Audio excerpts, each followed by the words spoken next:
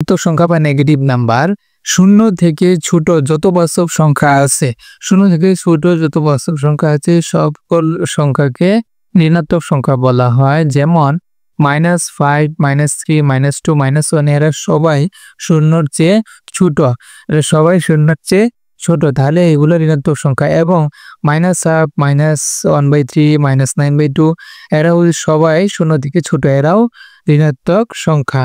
অপরদিকে -3.2121 এর এই সংখ্যাটিও শূন্য থেকে ছোট। তাহলে শূন্য থেকে ছোট যত বাস্তব সংখ্যা আছে সবগুলাকে ঋণাত্মক সংখ্যা বলে। এবং ঋণাত্মক সংখ্যার অবশ্যই ঋণাত্মক সংখ্যাগুলোর আগে সবার আগে মাইনাস চিহ্ন থাকবে, সকল সংখ্যার আগে মাইনাস চিহ্ন বা নেগেটিভ চিহ্ন থাকবে, ঠিক আছে।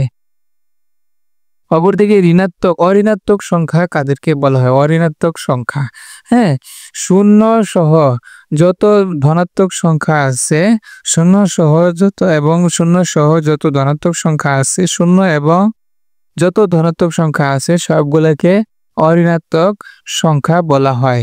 অঋণাত্মক সংখ্যাটা হচ্ছে শূন্য এবং যত ধনাত্মক সংখ্যা আছে তাদেরকে একত্রে অঋণাত্মক সংখ্যা বলা হয়। যেমন 0 একটি অঋণাত্মক সংখ্যা, অপরদিকে 1, 2, 3 এরাও অঋণাত্মক সংখ্যা।